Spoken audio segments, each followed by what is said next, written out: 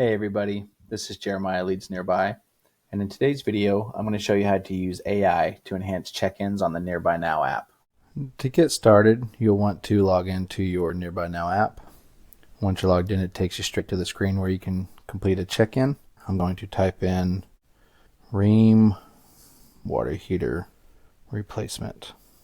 Now in order to add more detail to this, you'll see these 3 stars next to where it says 470 remaining. Go ahead and click that. As you can see, it's asking me to add a few more words to give a little more detail. So let's go ahead and put no hot water. Now let's try it again. And just like that, you can see that it's created a great description. If you scroll down, it's taken up most of the characters. Now from here, you can select on anything. You can remove and edit what this has said, but this is going to be a great starter for you. It's going to save you a lot of time and help speed up the process of creating these check-ins.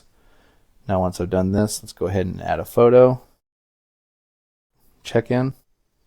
And I'm not worried about sending a survey, so I'm just going to press the X. Just like that, you're ready to start a new one. If you go ahead and click over here where it says activity on the bottom left, you can see the check-in that I created and how it was enhanced. Just like that, you're ready to move on to the next job.